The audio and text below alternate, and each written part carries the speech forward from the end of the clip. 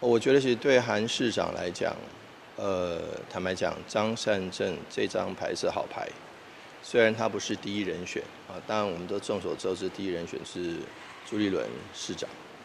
那但是张善政的论述能力啊，他的执政经验啊，以及他对科技业的发展，我相信都可以替韩国瑜加分的。李嘉芬有没有办法加分，我不知道，但张善政是可以加分的。好，那张善政如果担任副手，他应该是最好的这个挡泥板，因为有些泥巴丢泥巴，他可以挡住，他应该是最好的刹车板，因为有时候主帅太暴冲，他可以帮忙刹车，他也是最好的防撞杆啊，因为有些人冲撞啊，他是可以去挡的，所以我觉得其实张善政他当副手应该不是一个没有声音的副手，应该是一个有声音的副手，而且不会去抢主帅光彩的副手。我觉得对张善政前院长来讲，好，他是韩国瑜的一张好牌。因为听市长这样讲啊，感觉好像那对绿营大概就产生了不少的威胁。当然，对韩国瑜加分，对绿营来讲，我们当然都要特别谨慎小心哦。尤其我相信他们也对于副手人选可能做过民调了啊，就是所谓做过民调，就是说啊，如果说韩什么配，韩差配跟蔡什么配啊，那这个民调是多少？可能加起来，可能是朱立伦这个可以让韩加分最多，那张善政也可以让韩加分啊，加分多少而已了哈。所以我觉得其实这个部分，对绿营来讲，当然我们更要这个团结。不容许内部有出现一些扯后腿的状况啦，或者是说丢分失分的状况啦，或甚至于内部有一些不需要有的杂音，那我们可以看到国民党在不分区的这个名单即将公布的时候，内部杂音是很多的。那民进党内部对于不分区也有各种主张、各种名单，那我们希望说两个阵营来讲，看谁杂音越多就越吃亏，失分越多。所以说，对内部来讲，这个不分区的名单，现在大家是非常这个底下是暗潮汹涌的，而表面有没有平静无波，我不知道，但至少底下是暗潮汹涌的。因为小英总统之前也有讲嘛，现在绿营是非常团结的嘛，那加上赖院长最近也是全身跑透透，那基层的声音都是有在出蔡赖配这个部分，那你自己觉得说可能蔡赖配的因为剩不到7天了。对，今天7天，那这样机会颇大嘛？蔡赖配这个机会。因为韩张配对于蔡总统的一个想法，就是说，对方的副手已经推出行政院长级了，那己方的副手就剩2张牌了。第一张牌当然就是这个蔡赖配啊，另外一张牌就是蔡陈配，就是陈建仁副总统。好，但是谁有国政经验，谁有这个当过院长的执政经验，我相信。选民已经在2大阵营中间会互相比，所以韩张配一旦成型了，那对于其他包括蔡总统，或者是要跟其他人配，一定副手一定是可能要找院长级以上的吧。那这样子的话，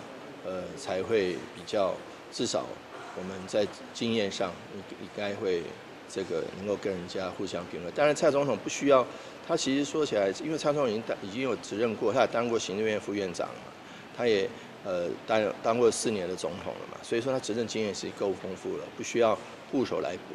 补。不过这个副手至少人家会拿来当做这个跟对方的副手来这个做一个评比，我觉得是副手跟副手比的状况。市长，你也觉得说现在就是2择1嘛，在己方这边？目前看起来是，那有没有第3张牌？其实蔡英文总统他是国安班底出身的，我相信他牌是蛮多的啦，只是目前为止看得到的2张牌是这样子。那还有没有第3张牌？我相信，蔡总统的锦囊中还有其他的妙计也说不定。张院长是一个很优秀的一个科技人才，转到政治界来发展的一个好人才。那从他在科技部。一直到最后当行政院长的时候，各位可以想想，02、06台南大地震的时候，他那一种处理危机的能力，还有到地方来关注当时他是行政院长，我想对于他种种的表现，在民间呢，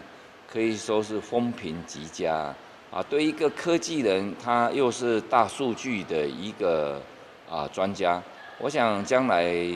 如果由韩章来领政的话，那我们整个中华民国对于整个现在世界上最有竞争力这种大数据区块链的，这可说是他的拿手绝活啊。那所以会帮助整个国家团队呢，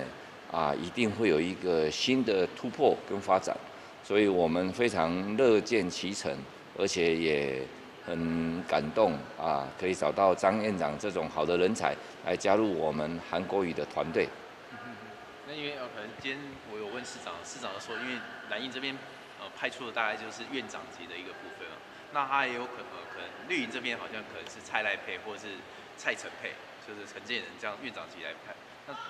请问你怎么看待？如果说这两个，你觉得哪一个比较好对付吗？还是那个，我想赖院长跟张前院长都是好人才啦。他们对两个阵营来讲，当时赖院长也是在02、06树叶匪懈的在这个灾区那也对张院长很感动。当时光是他们两位就开了好几次会那有几次便当餐会等等。对于灾区灾情的研判跟后续的处理，我想都是能苦民所苦的人。那尤其是我们的这个赖市长在初选受了这么大的委屈，被国家机器攻击那掌控最后落败。那现在他如果蔡总统找他搭配，他会不会就是说要有一点良知，劝蔡总统不要再继续用这种手段对付韩国瑜，他用对付赖清德的手段来对付韩国瑜，我们觉得说赖院长是一个有良知的人，我倒很希望说能够蔡赖配成功，那由赖清德院长在旁边规劝一下蔡总统，这个整个幕僚不要再出这种手段了，这样会让台湾中华民国的民主会倒退的。